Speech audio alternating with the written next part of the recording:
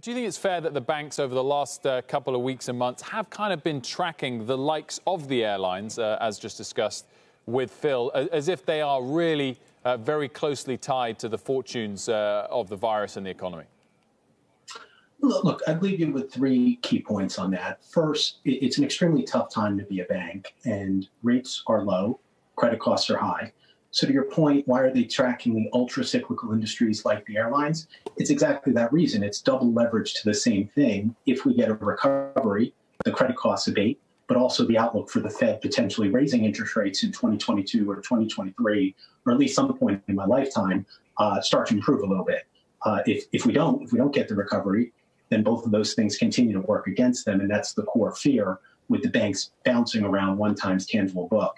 The second point I'd make, though, is within the bank's loan books, clearly the highest losses are going to be in consumer. But looking forward and looking how things are tracking relative to what the banks expected, there's actually a little bit of sign for optimism there. Two key places we're seeing it. One is in credit card delinquencies. They came out for the month of May this morning, and they're actually down a little bit year over year, much better than expected. No one was expecting them to be down.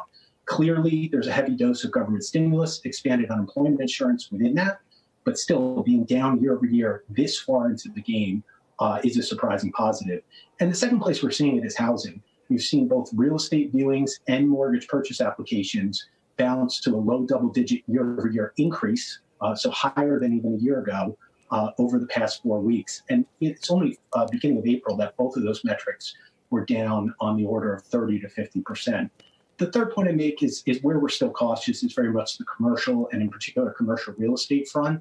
Look, it's a well-worn theme. We realize a lot of investors are worried about commercial real estate right now, but for good reason. It seems like an industry that's going to be dealing with challenges with the retail sector and with the office sector for some time to come.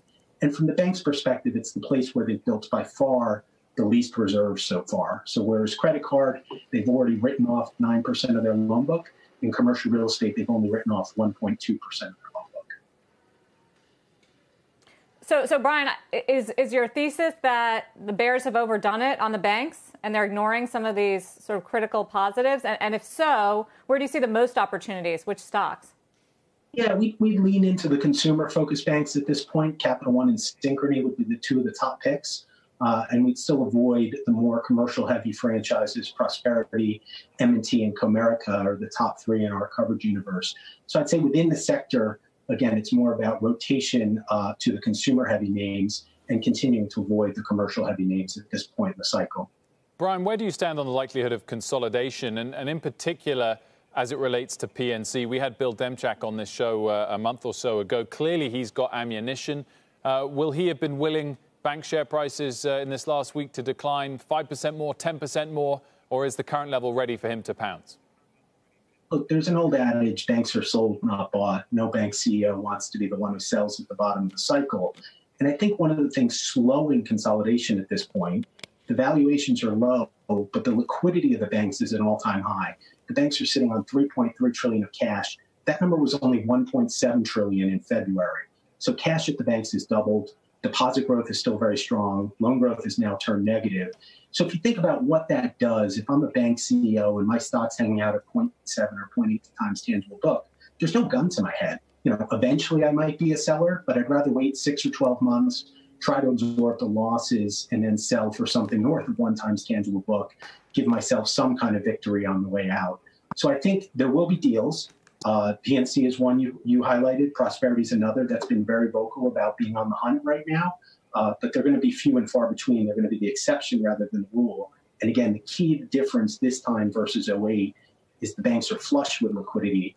Back in 08, there were a lot of forced sellers because, frankly, they just ran out of money. To that point, quickly, Brian, the fact that they're flush with liquidity, do you think, therefore, zero bankruptcies amongst the banks, provided, we're talking above $50 billion in assets or so? Yeah, I think that's a real possibility this cycle. And again, especially with the default cycle playing out a little bit more slowly than we all initially anticipated and all initially feared, that gives them time to earn their way through it and gives them a lot more optionality as well.